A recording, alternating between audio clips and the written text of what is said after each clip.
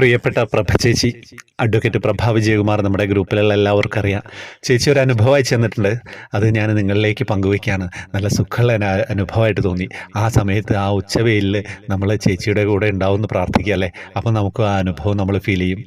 ശ്രീ, എനിക്ക് ഇന്നുണ്ടായിട്ടുള്ള ചെറിയ എന്നാൽ വലിയ ഒരു അനുഭവം പറയട്ടെ.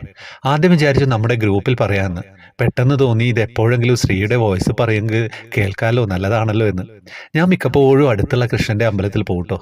ഇന്നലെ പോയപ്പോൾ ഇന്ന് മണ്ഡല പൂജയ്ക്ക് കഞ്ഞി സദ്യ ഉണ്ട് എന്നറിഞ്ഞു. എനിക്ക് ഈ വർഷം അയ്യപ്പ കഞ്ഞി കിട്ടിയില്ല കേട്ടോ. ഇതറിഞ്ഞപ്പോൾ ഇന്ന് പോയി കുടിക്കണമെന്ന് ഉറപ്പിച്ചു. ഇന്ന് എനിക്ക് നല്ല തിരക്കുള്ള ദിവസമായിരുന്നു. രാവിലെ ശ്രീകണ്ഠേശ്വര മഹാദേവ ക്ഷേത്രത്തിൽ പോയി. അവിടെ തിരുവാതിര ഉത്സവം നടക്കുകയാണ്. തൊഴുതു വന്നു. കോർട്ടിൽ പോയി 12 മണിക്കുള്ള ഒരു മീഡിയേഷൻ ടോക്ക് ഉണ്ടായിരുന്നു. അത് കഴിഞ്ഞപ്പോൾ 12:30 വേഗം ഓടി അമ്പലത്തിൽ കഞ്ഞി കുടിക്കാനുള്ള ആഗ്രഹത്തോടെ അവിടെ എത്തി. നടയിലെത്തിയപ്പോൾ ആരെയും കാണുന്നില്ല. ഗേറ്റ് അടച്ചിരിക്കുന്നു.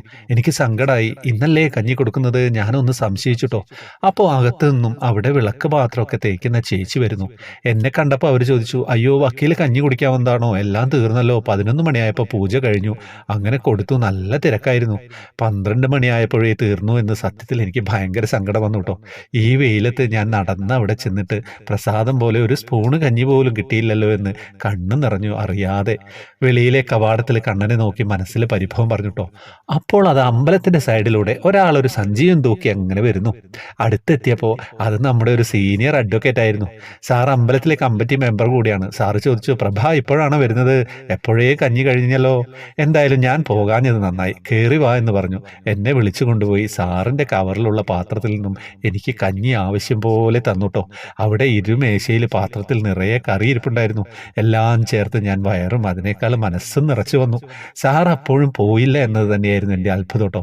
വേറെ ആരും അവിടെ ഉണ്ടായില്ല, ആ ചേച്ചി അല്ലാതെ. എന്തായാലും കണ്ണൻ എന്നെ കൈവിട്ടില്ല, കരയിച്ചുമില്ല. ഹരേ കൃഷ്ണ. പ്രഭ ചേച്ചി എൻ്റെ ഗ്രൂപ്പിൽ ആദ്യമായിട്ടുള്ള ചേച്ചിയാണ്.